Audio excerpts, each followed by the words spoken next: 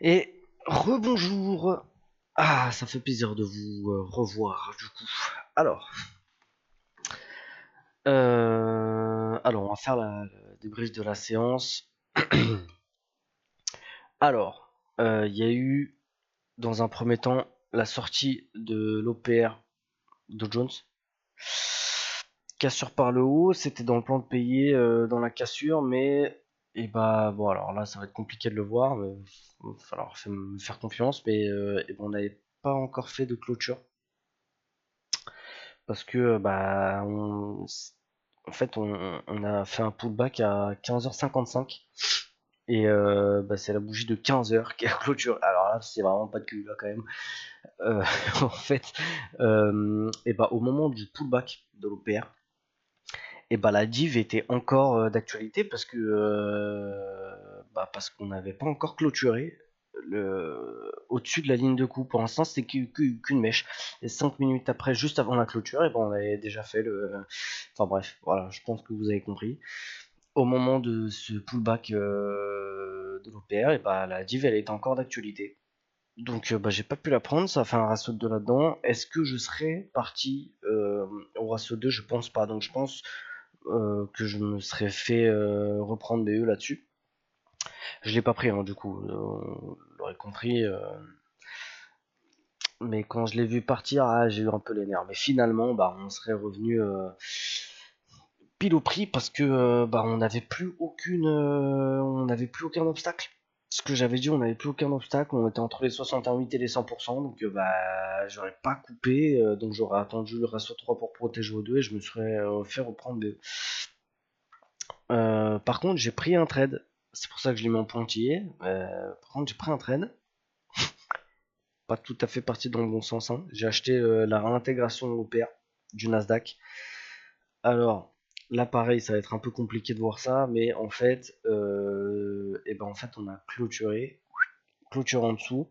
Petite mèche qui est venue chercher juste ici. Vous voyez, la toute petite mèche ici. Ouais, je peux vous montrer. Ouais, voilà, on va faire comme ça. Juste là, hop, la petite mèche qui est venue chercher le support oblique, qui a rebondi, qui a réintégré l'OPR.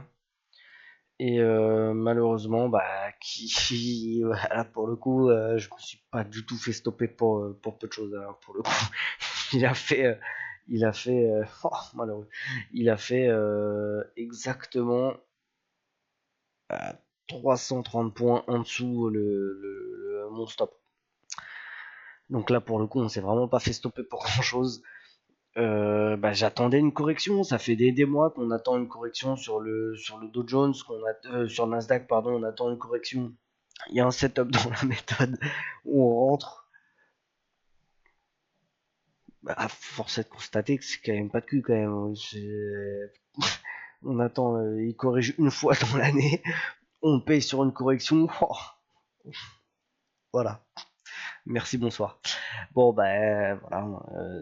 J'ai pas envie de dire qu'on n'a pas eu de chance parce que c'est pas de la chance et ça fait partie du job, mais bon, là pour le coup, bon, voilà quoi. Force est de constater que la seule fois qu'il corrige, on peut pas payer les ATH parce que c'est des ATH, on attend donc forcément un repli pour payer. Bon, voilà le résultat. Fort dommage. Bon, voilà, on est bon, on prend ça un peu sous le ton de l'humour, mais c'est une très très bonne décision. Hein, franchement, 5 étoiles. Ça peut paraître bizarre pour le coup, par contre, voilà, très très mauvaise time. Quand on regarde ce qui s'est passé, j'ai eu le temps. Mais dans la méthode, j'ai eu raison. On est venu chercher le support oblique. On était au-dessus des MM. On a mis un setup qui nous offrait un ratio de 2. C'était un bon trade. Je vous dis donc à demain, du coup.